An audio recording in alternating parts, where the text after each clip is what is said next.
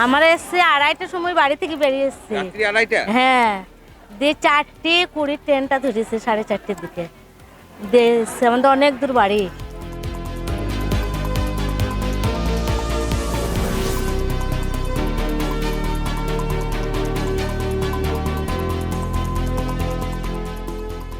আমরা বহু দূর থেকে আছি তো, 30-40 কিলোমিটার দূর থেকে। 7টায় খুললে পারে মোটামুটি 10টা 11টা 12টার মধ্যে হয়ে যেতে আমরা আরামে বাড়ি যেতে পারবো। আর 10টায় খুললে মোটামুটি আমাদের যেতে সন্ধ্যা, ঠিক মতো গাড়ি ঘোড়া পাবো না, বাড়ি যাওয়া পৌঁছাইতে খুব পেরেশানি। কাল দেখলাম কাল প্রচণ্ড ভিড় ছিল বলে কাল বৈকালে আসতে যে বাড়ি পালিয়ে গেছি। এসি কুমোরপুরাব দিয়ে এসেছিলাম, এসি প্রচণ্ড ভিড়, এবার পাবো কি পাবো না ঠিক না, রাতে কোথাও থাকবো কীভাবে কী করবো বলে কাল পালিয়ে গেছি। আজ কিছু মানে ফজরে নামাজ পড়ি বেরিয়ে চলে এসেছি।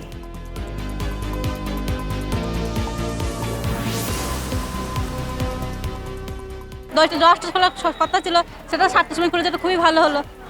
এই নিয়মটা খুবই ভালো। না জানতাম না, হুট করে এসে শুনছি এখানে। এটা সুবিধা হলো? হ্যাঁ, খুবই সুবিধা হলো। নাহলে যে কখন 10টায় খুলবে, তারপর এতগুলো পর বাতাম রোদে গরমে মানুষের হয়রানি, তার থেকে তো সুবিধা হলো।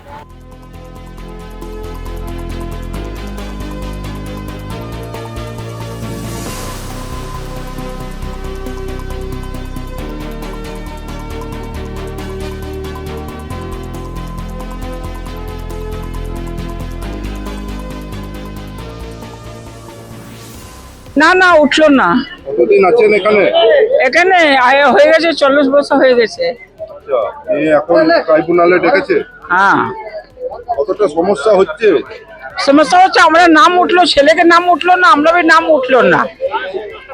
আমরা স্বামীকে নাম উঠেছে আর আমরা নাম উঠলো না, ছেলেকে নাম উঠলো না। ভোট দিতে পারবেন? হ্যাঁ ভোট দিতে পারবেন? হ্যাঁ, কেন দিতে পারবো না, দিতে পারবো। নাম তো ওঠেনি। নাম উঠে না, আপনি ভোট চাই তো দিতেই হবে না ভোটটা।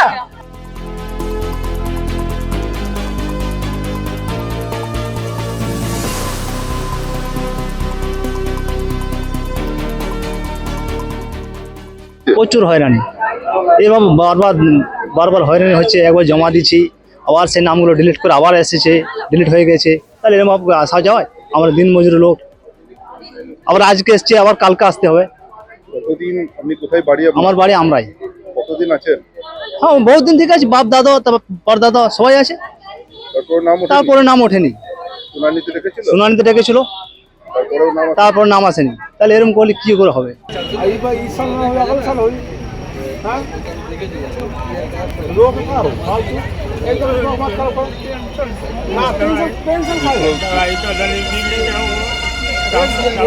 एकदम शांत रहो।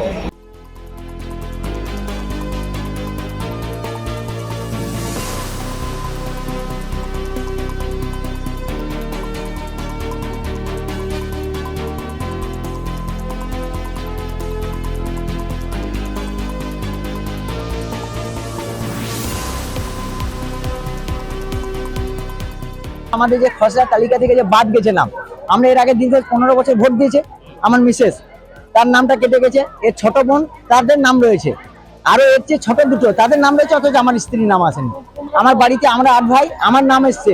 আরো 4 ভাইয়ের ছোটদের নাম চলে এসছে, মিডিয়া 3টে ভাইয়ের নাম আসেনি। কাগজে কোনো সমস্যা নাই, শুধু কাগজগুলো স্ক্রুটনি না করার জন্য মানে ইচ্ছাকৃত এগুলো কষ্ট দেওয়া। সরকার থেকে 100% পেপার স্ক্রুটনি করার জন্য আমি এখন আমাকে রেখে দেন এই ডকুমেন্টস গুলো। দরকার হলে আমাকে যদি বলেন যে কোনো জায়গায় চার্জ করার জন্য আমি রেডি আছি।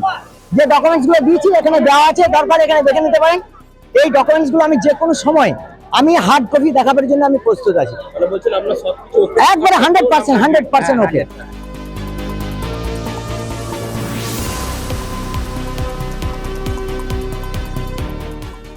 কাগজ সব ফর্ম ফিল আপ হয়ে যাচ্ছে, যে আবার মানে ওরা বলছে যে একটা জিরো লাগবে, সেই জন্য দাঁড়িয়ে থাকতে হচ্ছে। দেখুন দাঁড়িয়ে আসছে সাবগ্রাম থেকে। না, আজকে এসছে আমরা 11টার সময়। দেশে আমরা দাঁড়িয়ে আসছি, মানে ওরা বলছে আবার কাগজ জিরোস লাগবে। মানে একবার ডিলেট এসছে, যে আবার সেই কাগজ আবার ফিরে আবার জিরোস করতে হচ্ছে। আমরা হ্যাঁ ব্লকেও যেয়েছি আমরা। মানে নম্বর কি, আমাদের বাবার নম্বর, আমাদের সব ডকুমেন্ট ঠিকই আছে, কিন্তু তবুও ডিলেট চলে এসছে। না, কোনো কারণ জানতে পারিনি। আমার হিয়ারিং এ ডাকা হয়েছে, হিয়ারিংও এসছি আমরা। ফ্যামিলি আমরা 4 জন, আমাদের মানে আমারই এসছে, খালি আমাদের 4টে ভাই বোনের ওদের সব চলে এসছে, খালি আমারই আসেনি। একই বাবা নামে, হ্যাঁ 3 জন চলে এসছে, হ্যাঁ আমার আসেনি, একটা ভাই আর আমার 3 বোন। আমরা প্রচুর অসুবিধা আছে সাগুরাম থেকে আমরা।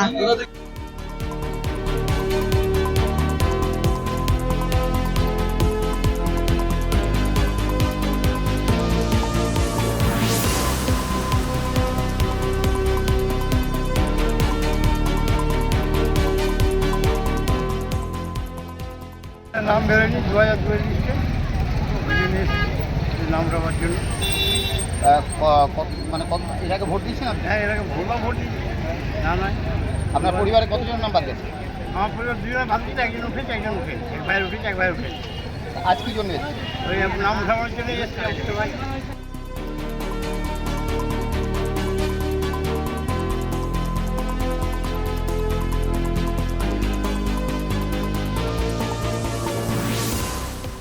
ভোটার এসার জন্য একবারই হেয়ারিং হলো, হেয়ারিংটা করলাম বিবি কলেজে, তারপরে আবার দিল।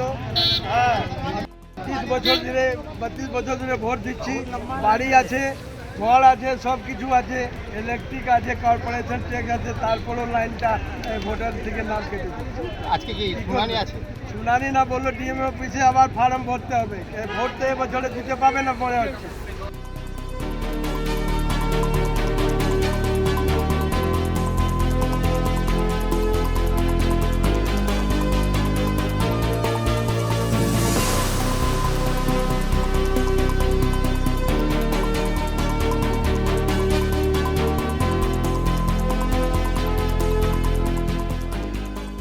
2012 থেকে সরকার এসছে, বিজেপি সরকার, তখন থেকেই মানুষকে লাইনে দাঁড় করিয়ে হ্যারাসমেন্ট করে দিচ্ছে।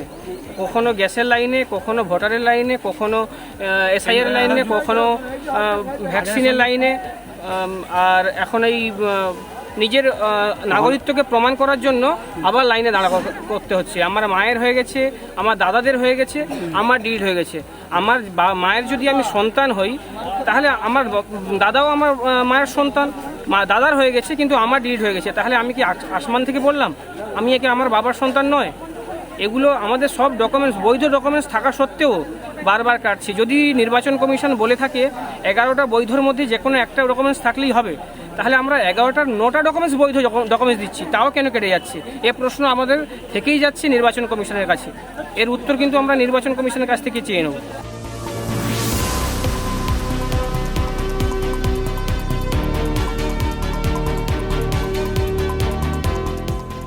তো আমার ভাই বোন মিলে 10 জন, 10 জনের মধ্যে 7 জনের নাম উঠে গেছে, 3 জনের নাম ডিলিট করে দিয়েছে। তার মধ্যে আপনি আছেন? তার মধ্যে আমি রয়েছি, আমার উপরে ভাই রয়েছে, তার উপরে ভাই রয়েছে, এবং ডিলিট হয়েছে। আমাদের ডকুমেন্ট সব দিয়েছি আমরা, প্যান কার্ড থেকে, আধার কার্ড থেকে, মাধ্যমিক সার্টিফিকেট, ড্রাইভিং লাইসেন্স এবং পাসপোর্ট, সব রকম ডকুমেন্ট দিয়েছি। দেওয়ার পরে আমাদের ডিলিট করে দিয়েছে। আমরা বুঝতে পারছি না ডিলিটটা কী কারণে হয়েছে।